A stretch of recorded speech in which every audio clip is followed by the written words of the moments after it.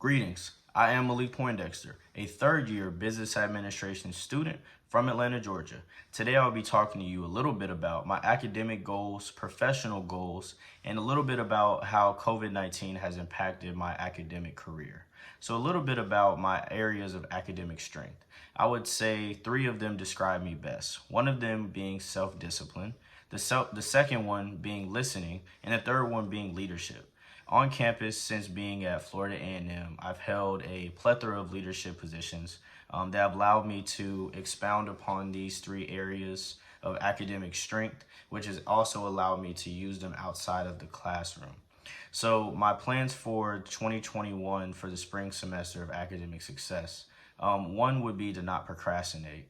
Last semester, even though I wound up with a great GPA, I still kind of would let assignments catch up to me, and I would push them off to the side and do other things like play video games and watch YouTube videos. So this year I would like to get ahead of my work and not just be behind, and when the weekend comes around, I'm actually able to relax and do the things that I do during the weekday.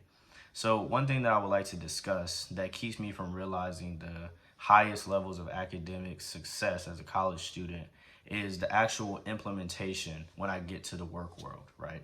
So one thing that we learn in SBI is Excel, and it's not expounded upon as greatly until you get to the workforce, but it's not something that I can appreciate either. Another thing that I would like to add to that is the classes that I would like to take are not always offered at the undergraduate level.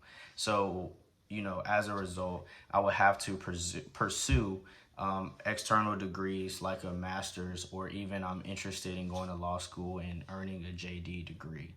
So the next thing I'm going to talk about is how the global pandemic has impacted my college degree and how I'm pursuing my college degree. So one thing I can say, I think it's made me a little bit lazy being at home. I don't have to get up and do my normal routine and get ready to eat breakfast, go to school. But one thing I can say is it's helped me be more organized and be more proactive. And it's also taught me to practice longevity. I've had to sit in front of the computer screen much longer than I would have if I was in person. So it's taught me more discipline as to what I would like to finish saying with that.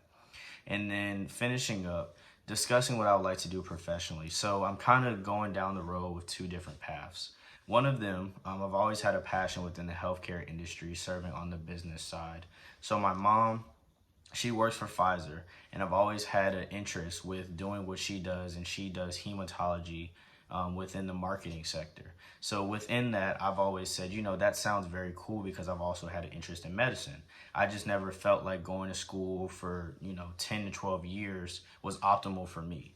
So I felt like going to school and majoring in business would be something that is suitable for what I would like to do with my life.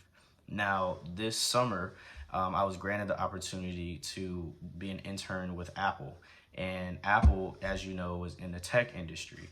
And tech is one of those booming industries now in the 21st century that is taking off, with Tesla, Google, and even Amazon now is coming up. And that's the new thing. That's what's popping. And so those are the two industries that I'm stuck on. That's what I think I would like to, go into professionally after I've completed my degree program. So the steps that I'm going to take, and I'm taking now, is to graduate with the highest grade point average possible. I would like to graduate with the highest honors.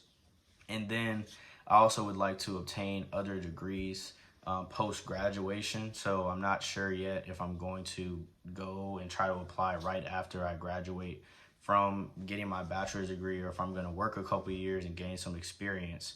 But as of right now, I'm just going to use the internships that I've been able to have over my college career and network, and use those experiences to essentially shape what I want to do with the coming years in my future. So thank you for tuning into this video. I appreciate it.